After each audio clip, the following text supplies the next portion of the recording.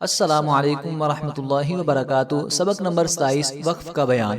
وقف کے متعلق اگرچہ ہر سبق کے آخر میں وقف کا طریقہ بتا دیا گیا ہے، لیکن اہمیت کے پیش نظر تمام قسم کے وقوف کا طریقہ مثالوں کے ساتھ ذکر کیا جا رہا ہے تاکہ علم وقف سے آشنائی ہو اور اغلاط سے بچا جائے، کیونکہ اکثر لوگ وقف کا طریقہ معلوم نہ ہونے کی وجہ سے الفاظ کو غلط پڑھ دیتے ہیں۔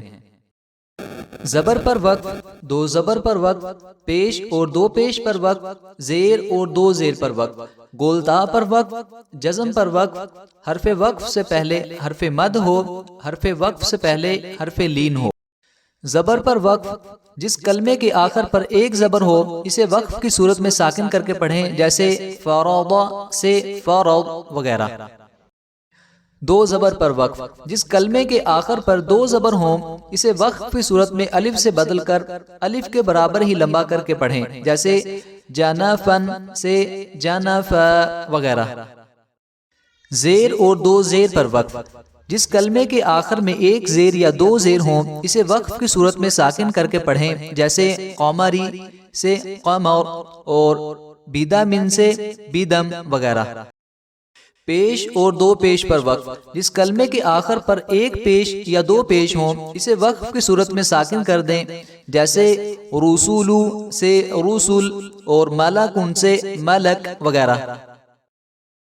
گول تا پر وقف، جس کلمے کے آخر میں گول تا ہو خواہ اس پر ایک زبر زیر یا پیش ہو یا دو زبر دو زیر یا دو پیش ہوں اسے وقف کی صورت میں ہائے ساکنہ سے بدل کر وقف کریں، جیسے لومزتن سے لومزہ۔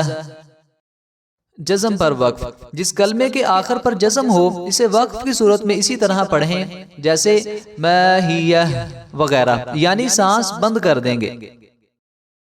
حرف وقف سے پہلے حرف مد ہو، جب حرف مد کے بعد والے حرف پر وقف کرنا ہو تو وقف کی صورت میں اسے ساکن کر کے حرف مد پر 3 یا 4 الف کے برابر مد کر سکتے ہیں، جیسے یعلمون سے یعلمون وغیرہ۔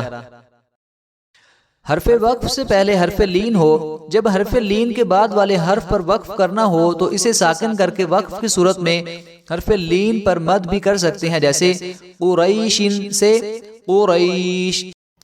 یہ تھا ہمارا آج کا سبق، تو ملتے ہیں انشاءاللہ اگلے سبق میں۔ السلام علیکم ورحمۃ اللہ وبرکاتہ۔